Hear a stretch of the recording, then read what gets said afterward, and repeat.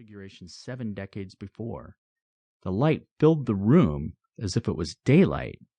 "My Lord and my God!" His heart beat faster, and his eyes watered with joy at the sight. "Johannan, my beloved disciple, you have done well. But now I have a new commandment for you." "My Lord, it is my time to go with you." He struggled to sit up, finally propping himself up on his elbow. "I have been waiting for this day for many, many years." "No, my good and faithful servant. You will leave this community and travel the world. Many of my sheep have never heard my name. You must spread my message to all nations." "My Lord, I am an old man. I'm ready to come home with you." He wheezed as he struggled to catch his breath. "To live with you and my brothers and sisters." "No, son of thunder." Jesus leaned in and placed his hand firmly on Johannan's arm. Johannan felt a tingle where Jesus' hand touched his arm. In a moment, the sensation spread up his arm and throughout his body.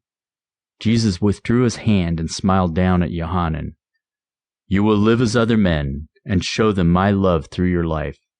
But from this day forward, you may never tell anyone who you are." "But Lord, I am old." Jesus' visage became grim. "Know that many powers will oppose you because of what you do in my name. At times, the trials you've been through until now will seem as nothing." "But how will I—" "Johannan, my beloved disciple," Jesus said, "go down to the shore, and you will find a boat with a man in it. He is there to help you start your new life. Remember, you may never tell anyone who you are. Never. And you must share the good news with all nations before we are reunited in the kingdom of heaven." Jesus stood before him and smiled down on Johannan. The light grew in intensity until Johannan finally had to close his eyes because of the brilliance. "Go now, and know I am with you always." He awoke and sat bolt upright from the dream, breathing hard, as if he had just finished a foot race. He continued to pant in exhilaration from the vivid vision. Wait, he was sitting up without pain, breathing hard, not wheezing. He felt like a young man full of energy, not like a centenarian looking forward to the peace of death. He looked over at the fire. He could clearly see the patterns of deep orange flame on the coals, rather than the dim glow he'd grown used to seeing through his failing eyes. He looked at the back of his hand in the moonlight and saw the skin of a young man, not the sallow flesh of his recent years. He was confused and exhilarated. Then he remembered the command. "Go now."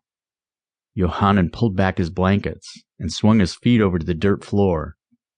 He jumped nimbly to his feet and moved slowly across the room.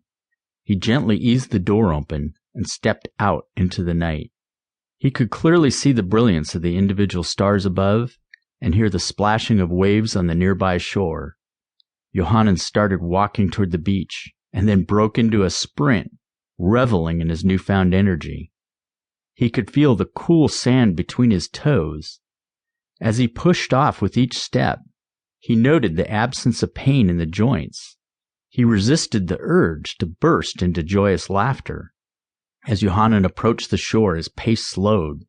He walked gingerly over a band of rocks to the soft sand near the water. He now regretted he had left his sandals back in the hut. He waded into the surf in his bare feet, pulling up the hem of his nightshirt to keep it dry. Tears of excitement rolled down his face. He remembered his instructions from Jesus and looked up and down the shoreline. There, away from the houses on the beach, he could see a short mast in the moonlight. He broke into a sprint as he ran toward the small boat. As he came upon it, he could see the bow was beached on the sand, but the stern was still in the water. It rocked gently in the waves. It was a small fishing vessel, more suitable for a lake than the Aegean, big enough only for 2, maybe 3 men. He looked into the boat. There, face down, in water deep enough to cover his head, was the body of a man. Johannan turned him over and was surprised to see how old he was. The face was bruised and cut.